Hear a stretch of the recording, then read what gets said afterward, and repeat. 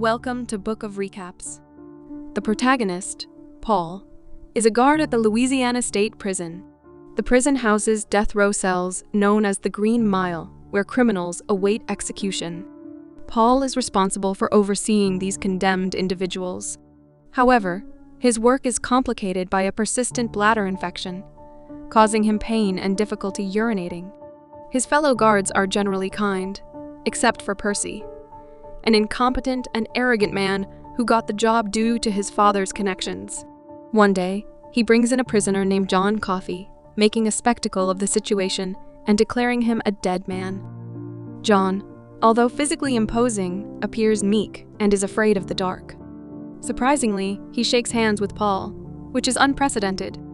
Intrigued, Paul investigates John's background and discovers he was accused of kidnapping and killing 2 girls. Despite lacking evidence, John was convicted based on the assumption of guilt. Meanwhile, the prison warden, Hale Morris, informs Paul that Percy has applied for an administrative job at a mental hospital. This news excites Paul and his colleagues, who are tired of dealing with Percy's incompetence. Warden Morris also reveals that his wife, Melinda, is critically ill with a brain tumor, nearing the end of her life. Hal is deeply concerned about his wife's health, feeling helpless in the face of her impending demise.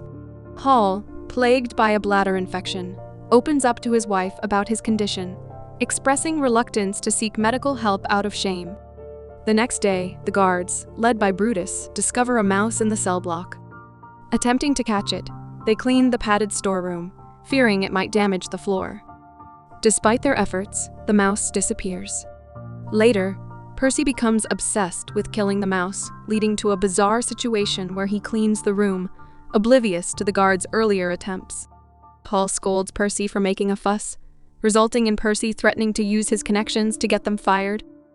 In response, Paul warns Percy not to make such threats again, or face consequences.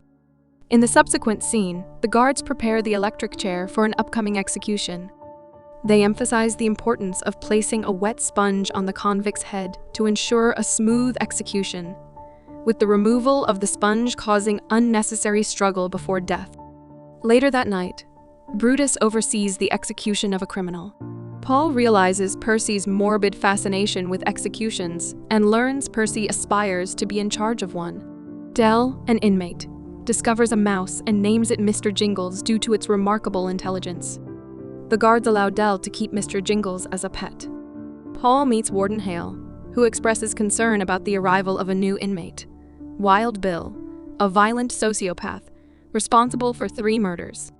Paul, suffering from a severe bladder infection, struggles to focus on his duties. As the guards bring Wild Bill to the prison, he attacks them, causing chaos. Percy freezes in fear during the struggle, while Brutus eventually subdues the assailant. Paul, left behind, collapses in pain. John notices Paul's distress and urgently calls him closer. Despite the intense pain, Paul approaches John, who grabs his crotch and miraculously transfers the pain from Paul to himself. John then releases a cloud of spores, relieving Paul of his suffering. Paul, astonished, questions John, who simply states that he helped. Exhausted, John falls asleep, while Paul experiences a pain-free sensation when urinating. That night, Paul returns home and shares an intimate moment with his wife. The incident deepens Paul's curiosity about John, prompting him to investigate further.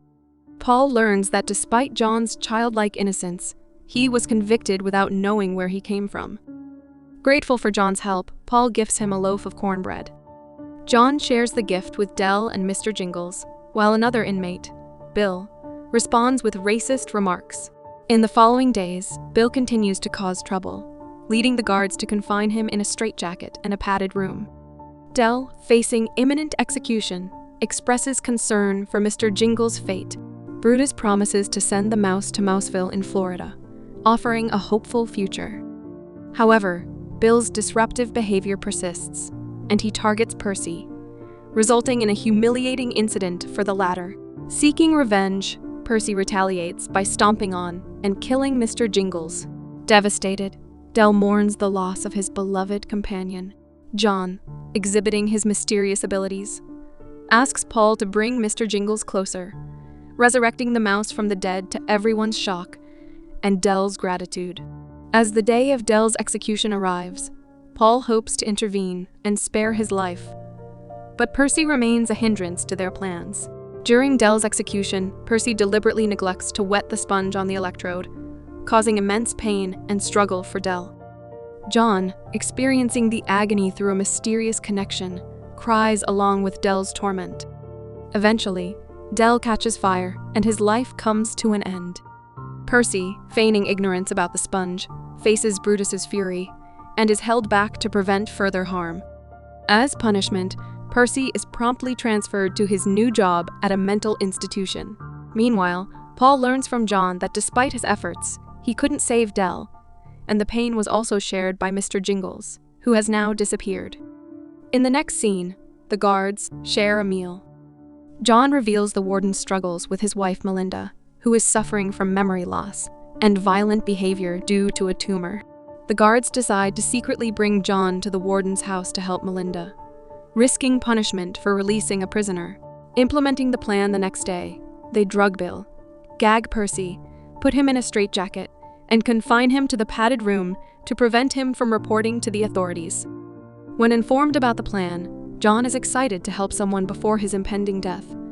However, Ben, still conscious, grabs John's arm, instilling an inexplicable fear in him. Fortunately, he releases John when he falls asleep. Excited to see the sky and the ground, John joins the guards on their way to the warden's house. Upon arrival, they are caught by the warden, and Paul explains their intention. Despite the warden's skepticism about a murderer possessing any power, he permits them to meet his wife. John, getting close to Melinda's face, performs a mysterious action, resulting in the house shaking and intense lights. Afterward, John falls down, coughing, while Melinda sits up, healthy and with no memory of her illness.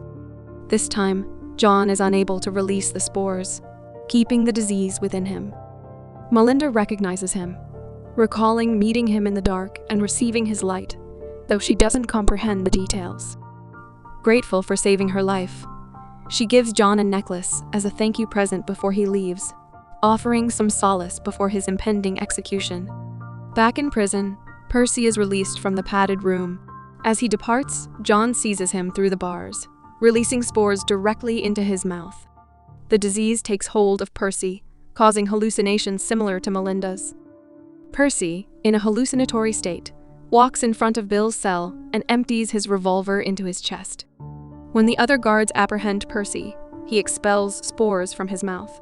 When questioned about his actions, John extends his hand and Paul takes it, enabling him to see that Bill was the abductor of the little girls, the crime John was wrongly accused of. Realizing there was no redemption for the killer, John took matters into his own hands. Later, the police investigate Bill's death, and Percy, now in a catatonic state, is declared unfit for duty and sent to a mental hospital, the same place he was supposed to transfer. Meanwhile, the day of John's execution approaches. Now that Paul knows he is innocent, he is unsure of what he should do. His wife senses his dilemma and suggests he talk to John to see what he wants.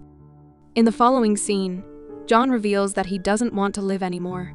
He can feel the pain of all the others around him, which is a blessing, and is tired of hearing everyone's thoughts. So, executing him would be the greatest act of mercy done upon him. As a last request, John says he wants to watch a movie. On the day of the execution, John is taken to the auditorium in front of the audience. They berate him, calling him a murderer and a molester. However, the guards' reaction is the opposite as they watch him get strapped in tears. Paul goes to put a cloth over his face, but John says, "I was afraid of the dog." In the end, the poor man is electrocuted and killed. Thanks for watching. If you like it, sub it. It's free.